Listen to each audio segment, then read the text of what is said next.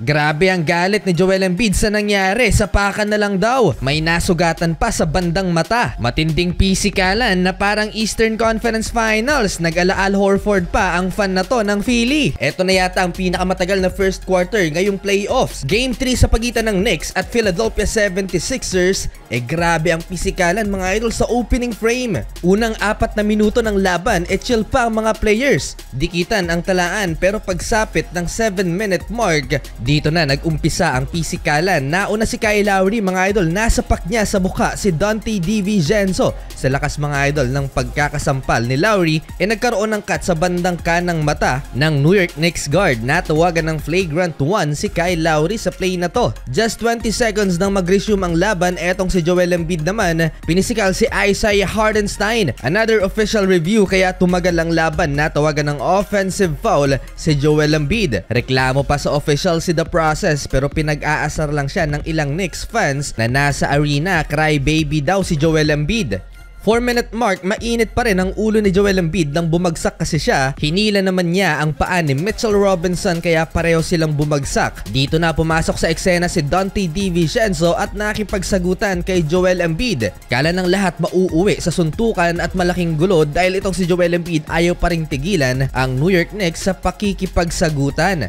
Game 2 pa, frustrated itong si Joel Embiid sa mga no-call plays. Well, another flagrant penalty foul 1 for the Sixers dahil sa inasal ni The Process. Lamang ng dalawa ang New York Knicks sa pagtatapos ng first quarter, 29-27. Second quarter, todo reklamo pa rin sa official si Joel Embiid, hindi siya makakapag-draw ng foul sa New York Knicks. Well, close game pa rin, naging tablan lamang ang laban. Naging X-factor si Cam Payne sa offense ng Philly as he hits 2 3-pointers in a row at pinagtatrash talk ang bench ng New York Knicks. Lamang ulit ang home team, 36-34 dahil dito kay Cam Payne. Nagbuhat naman para sa New York Knicks si Jalen Brunson na nagtala ng 17 points mga idol sa first half with 5 assists. Habang si Joel Embiid hindi pa rin makapag-draw ng foul, galit yata sa kanya ang official mga idol. Ayaw pagbigyan ng end 1 play si The Process. Pero sa first half, may 7 out of 8 free throws mga idol si Joel Embiid. Ayaw pa rin niyang tigilan sa pakikipag-trash talkan mga idol si Donte DiVincenzo. 17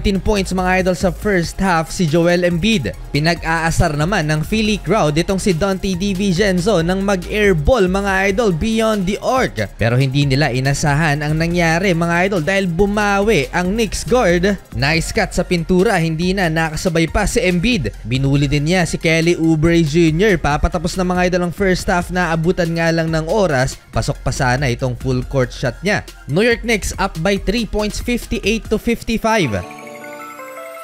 Third quarter, pareho ng may 20 points si Joel Embiid at Tyrese Maxey. Habang sa Knicks, todo buhat mga idol si Jalen Brunson. Nabawasan pa sila ng big man. Bumalik sa locker room si Mitchell Robinson na iika-ika. Lamang na ulit ang Philly, nag-ala Al Horford pa ang isang fan na to ng Sixers. Time out daw, sabi sa New York Knicks. After the break, Tyrese Maxey back-to-back field goals ulit. Si Tyrese Maxey nga pala ang pinangalan ng Most Improved Player of the Year with 26 points and 6 assists per game ngayong season. Kinabahan pa ang mga fans ng madaganan ni OG Anunoby ang paa mga idol ni Tyrese Maxey. Pinagpaglang ang potential injury mga idol. Under 6 minutes nagpaulan ng 3 points ang Philly. 3 ay nagmula kay Joel Embiid. 30-point game na for The Process.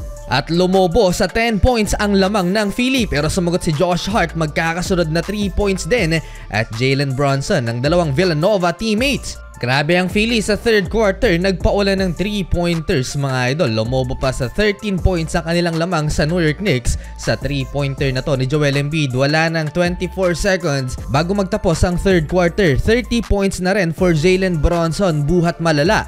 Hindi pa tapos ang laban for New York Knicks, andyan pa si Jalen Brunson na napakahirap na ang tirang to na ipasok pa may kasamang foul. 10-point Sixers lead at malaki pa ang oras na natitira. Present sa arena ang two legends Allen Iverson and Carmelo Anthony. MVP mode na si Joel Embiid, pass to Kelly Oubre Jr., nag-flex pa kay Josh Hart. At sa 3-pointer na to sa harap ni Jalen Brunson, tuluyang na-hype ang crowd kay The Process. 15-point lead for Philly, 111-96 halfway ng final quarter. 40-point game na for Embiid. Down the stretch, pumapalag pa rin ang New York Knicks. Back-to-back 3-pointers ni OG Anunoby, 8-point lead by Philly. Last 2 minutes, double digits pa rin ang lamang ng home team. Hindi na nahabol yan ng New York, kaya sa huli panalo mga idol ang Philly.